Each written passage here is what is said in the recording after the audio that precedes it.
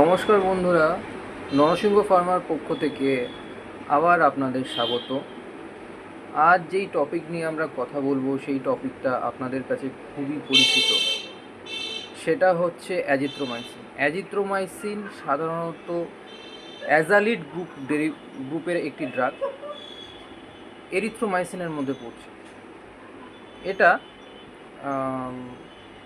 Mycobacterium Aveum complex বা MAC এটার ওপর কাজ করে। এবার MAC এটা কি, এটা আরেকদিন একটা ভিডিওর সঙ্গে একটুখানি আলোচনা করা যাবে। অ্যাজিথ্রোমাইসিন ইউজড হয় প্রোফাইল্যাক্সিস হিসাবে, basically treatment of respiratory infection. না, তার আগে বলতে হবে যে যে অ্যাটিপিক্যাল মাইক্রোব্যাকটেরিয়াল ইনফেকশন যেটাকে বলা হয়, সেই মাইক্রোব্যাকটেরিয়াল ইনফেকশনটা সেটা বিভিন্ন ক্ষেত্রে হতে পারে, বিভিন্ন বডি পার্টে হতে পারে। বেসিক্যালি হয় রেসপিরেটরি ট্র্যাক্ট ইনফেকশনের ক্ষেত্রে, বেসিক্যালি এটা এর ট্রিটমেন্ট হিসাবে এটা ইউজ করা হয়। আমি একদম শর্টে ভিডিওটা বানাচ্ছি। আর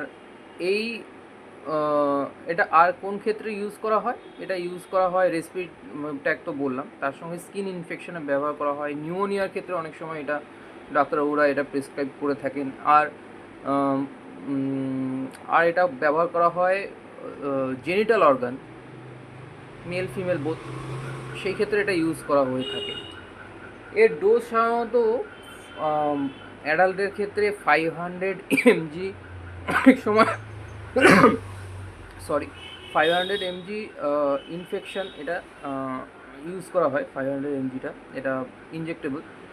আর যদি এটা ওরালে ইউজ করা হয় তাহলে সেই ক্ষেত্রে অ্যাকর্ডিং টু ইনফেকশনস কতটা হয়েছে, মাইল্ড টু মডারেট যেরকম ইনফেকশন হয় সেখানে প্রথমে তো 5 দিন, তারপর সেখান থেকে ডোজ বাড়িয়ে 10-14 দিন পর্যন্ত করা হতে পারে। বাচ্চাদের ক্ষেত্রে এটাই 250 mg থেকে শুরু করা হয় ওডি ডোজ। আর এর সঙ্গে আর একটা জিনিস আমি অ্যাড করতে চাইছি, মার্কেটে অনেক রকম অ্যাজিথ্রোমাইসিন আজকাল আছে।